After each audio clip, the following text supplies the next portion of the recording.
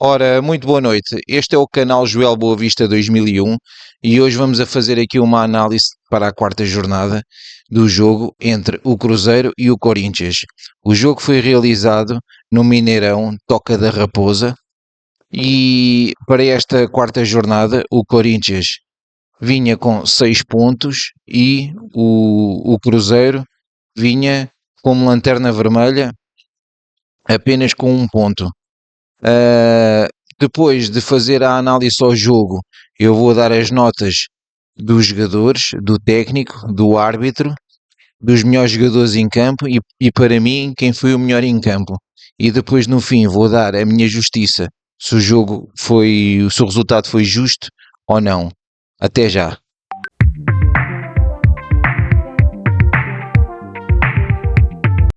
Então, bem-vindos ao nosso resumo do duelo entre o Cruzeiro e o Corinthians diretamente do Mineirão. Um confronto que prometia emoção e estratégia tática e não decepcionou. Hoje vamos analisar cada detalhe deste jogo que terminou empatado e deixou a sua marca no Brasileirão. Então, o Tite não pôde contar para este jogo com Marquinhos, Mateus Cunha, Chico da Costa, Cauã Moraes, Kaique Kenji e Luís Sinisterra. O Dorival Júnior estava um bocadinho melhor, na minha opinião, porque tinha menos jogadores lesionados, que era Caio César, Hugo, Yuri Alberto e Mateus Pereira. Como é que o Tite começou o jogo? Começou no mítico 4-2-3-1, com Cássio na baliza, William na direita, Kaique na esquerda, depois jogou com a dupla de centrais Fabrício Bruno e Lucas Vilalba, depois jogou com a dupla de trincos Lucas Romero e Lucas Silva a capitão, depois jogou com um trio mais ofensivo antes do avançado de referência, que foi Christian na direita, Gerson na esquerda, Mateus Pereira, para mim um belíssimo jogador, jogou como organizador de jogo, atrás do avançado de referência que fez uma grande época passada, também um bom avançado, Caio Jorge. Por outro lado, o Dorival Júnior também fez a sua tática em 4-2-3-1 com o capitão Hugo Souza, depois jogou com Fabrício Anglieri na esquerda e Pedro Milans na direita, depois jogou com a dupla de centrais João Choca e André Ramalho, depois jogou com a dupla de trincos Ranielli mais à esquerda e André Carrilho mais à direita, mas a jogarem como trincos. Este Carrilho passou pelo Sporting da Liga Portuguesa. Depois jogou com um trio mais ofensivo antes do avançado de referência, Vitinho na esquerda e Bidon na direita, Charles como organizador de jogo, atrás de o avançado de referência Pedro Raul. Então, como é que começou o jogo? Então, o jogo começou com o Cruzeiro com uma estratégia bem definida, atrair a pressão do Corinthians e explorar as costas da defesa com passos rápidos e transições velozes. Entretanto, aos 6 minutos, do lado da Raposa, William leva um cartão amarelo por simulação, mas o time mineiro mostrava organização e paciência, esperando a oportunidade certa. E, entretanto, essa oportunidade chegou rápido. Não é uma jogada de bola longa, mas é uma roubada de bola. Mateus Pereira recuperou a posse, acionou Christian e após troca de passos com Caio Jorge, soltou uma bomba de perna esquerda no canto direito de Hugo Souza, abrindo o placar para o Cruzeiro. Então foi gol do Mateus Pereira e, na minha opinião, nesta altura o Cruzeiro estava a jogar melhor logo no início do jogo em relação ao Corinthians. Mas entretanto houve uma reação do Corinthians. Em desvantagem, o Corinthians tentou impor seu estilo de posse, mas encontrou sempre dificuldades diante da forte marcação da Raposa. Tite manteve o controle da bola, mas o Timão não conseguiu criar chances claras e o ritmo do jogo caiu. Entretanto, houve uma chance anulada do Cruzeiro. O Cruzeiro quase ampliou ainda no primeiro tempo, neste caso por Caio Jorge, em que Mateus Pereira conduziu a bola pelo meio, encontrou Caio Jorge que balançou as redes, mas o VAR assinalou fora de jogo.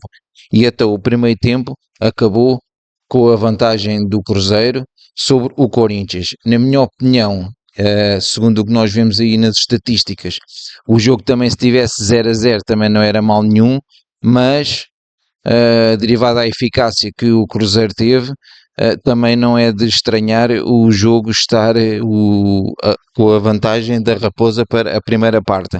Então, pelo que vemos aí nas estatísticas, posse de bola 47% para a Raposa, 53% para o Timão, 0.29 do lado da Raposa, 0.03 do lado do Timão.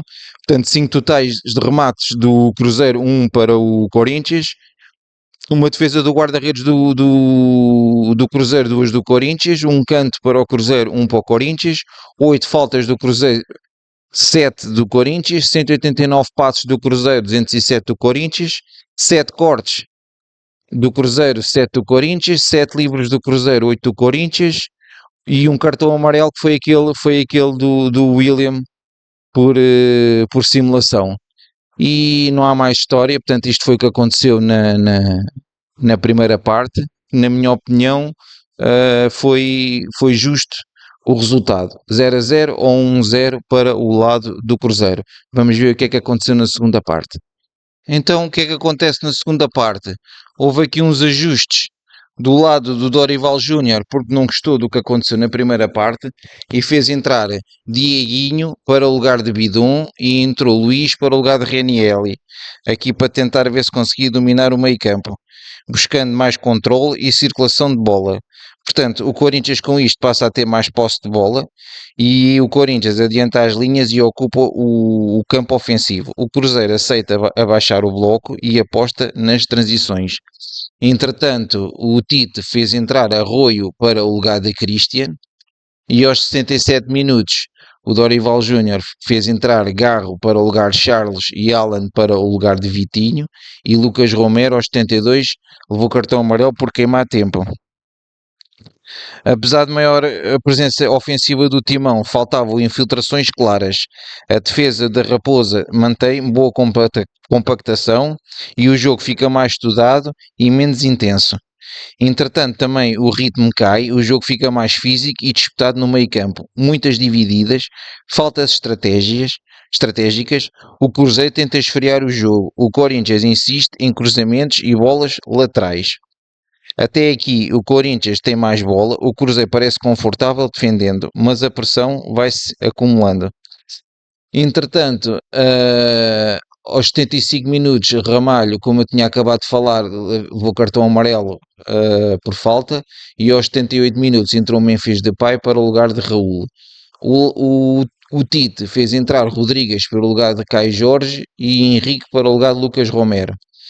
Entretanto, o que é que acontece aqui? Acontece a expulsão de William, segundo cartão amarelo, e o Cruzeiro fica a jogar com menos 1. O cenário, então, a partir destes últimos 10 minutos, vira imediatamente. O Corinthians ainda sobe mais as linhas, o Cruzeiro recua totalmente e o jogo vira ataque contra defesa. Até que, aos 82 minutos, houve um canto cobrado para a área e Joca sobe firme e empata a partida. Então a superioridade numérica vira pressão real e o jogo fica 1-1. Entretanto, aos 86 minutos, Anglieri leva cartão amarelo por desacordo por palavras e o árbitro dá 6 minutos de descontos. Entretanto, houve quase a virada por Memphis Depay, cara a cara com o goleiro, ele tenta a cavadinha, mas a bola sobe demais e sai por cima. O panorama que houve nesta segunda parte foi um domínio territorial do Corinthians, mas pouca efetividade, e a expulsão muda o jogo. O empate foi de bola parada e o Memphis Depay perde a chance da virada. E, portanto, este foi o resumo do jogo entre o Cruzeiro e o Corinthians. Pelo que vemos aí nas estatísticas, então, 48% de posse de bola para o Cruzeiro, 52% para o Corinthians, 0,71 de golos esperados para o Cruzeiro, 0,22 para o Corinthians, 11 total de remates do Cruzeiro, 4 do Corinthians, mas pelo que vemos aí, e portanto foi só uma defesa do guarda-redes do Cruzeiro e 2 do Corinthians, mas pelo que vemos aí nas estatísticas, 0,71 de golos esperados de um lado e 0,22 do outro. O jogo também, pelo que se vê aí, também se tivesse ficado 0-0 também não era de estranhar, mas portanto para mim o resultado aí também 0-0 ou 1-1 poderia ter sido é igual. Portanto, 5 cantos para o Cruzeiro, 3 para o Corinthians, 15 faltas do Cruzeiro, 14 do Corinthians, principalmente esta segunda parte foi bastante física, típica mesmo do futebol brasileiro. 358 passos do Cruzeiro, 385 do Corinthians, 11 cortes do Cruzeiro, 14 do Corinthians, 14 livros do Cruzeiro, 15 do Corinthians, 3 cartões amarelos para cada equipa e foi o vermelho para o William do lado do Cruzeiro. Entretanto, também Dorival Júnior também levou um cartão vermelho, portanto, também o treinador do Corinthians também levou o seu cartão vermelho. E agora, vamos então aqui às notas finais dos treinadores, do árbitro, dos melhores em campo e para mim quem foi o melhor em campo. Deixem o like, subscrevam o canal e partilhem nas vossas redes sociais e deixem os comentários também sobre este jogo. Então o Tite, para mim, teve nota 6.5, pontos positivos, estratégia inicial muito bem definida, atrair a pressão e acelerar nas costas da defesa. A equipa organizada defensivamente no primeiro tempo. Conseguiu neutralizar o jogo de posse do Corinthians por boa parte da partida. Mateus Pereira foi peça-chave dentro do plano tático. Pontos negativos. Após a expulsão faltou reorganização rápida. A equipa recuou excessivamente na reta final. Não conseguiu sustentar o resultado mesmo com vantagem construída taticamente. Portanto, o resumo montou bem o plano e executou durante boa parte do jogo, mas perdeu o controle emocional e estrutural no momento decisivo. Dorival Júnior, para mim, teve nota 6. Pontos positivos, mexeu no meio campo no intervalo para buscar a retomada de controle. A equipa cresceu após a expulsão adversária. Insistência na bola parada trouxe o empate. Pontos negativos, o Corinthians pouco criativo com a bola no primeiro tempo e demorou para encontrar alternativas ofensivas. Dependência excessiva de cruzamentos e bolas paradas. Melhorou no segundo tempo, mas a equipa produziu pouco para quem precisava propor o jogo. O árbitro da partida, o Davi Lacerda, para mim teve uma nota positiva, 5.5, aplicação correta na expulsão e decisão correta no golo anulado após revisão do VAR. Os pontos negativos, teve critério irregular em faltas no meio campo e permitiu excesso de contacto físico em determinados momentos. O jogo ficou truncado em alguns períodos por falta de controlo mais firme. Agora, vamos às notas dos jogadores. Então, as notas dos jogadores do lado do Cruzeiro. Mateus Pereira foi o melhor do Cruzeiro, 7.9. Decisivo, além do golo, foi o cérebro da equipa nas transições. Participou no lance do golo anulado e comandou a saída rápida e foi o melhor jogador ofensivo da Raposa. Faltou apenas transformar o bom primeiro tempo em influência maior na segunda etapa.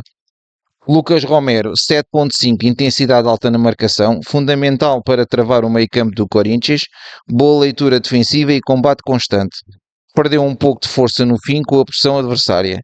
Fabrício Bruno, defesa central, nota 7, seguro na maior parte do jogo, ganhou duelos importantes pelo alto e sofreu mais quando o Corinthians passou a pressionar com um jogador a mais. Do lado do Corinthians, eu vou já falar de dois jogadores, o guarda-redes Hugo Sousa, 7.4, fez boas intervenções no segundo tempo, não teve culpa no gol sofrido. Passou segurança quando a equipa estava a ser pressionada. Fabrício Anglieri, 7.3, participativo no apoio ao ofensivo. Boa entrega física durante toda a partida, poderia ter sido mais agressivo nas jogadas pelo lado. Melhor em campo. Choca, 8.2. Gol decisivo no momento mais importante do jogo, dominante no jogo aéreo, desceu na reta final e liderou a pressão. Foi o jogador mais impactante da partida. E este foi o resumo do jogo entre o Cruzeiro e o Corinthians. Espero que tenham gostado. Metam o like, subscrevam o canal, partilhem nas vossas redes sociais. E eu agora vou dar o meu verdito se o resultado foi justo ou não. Até já.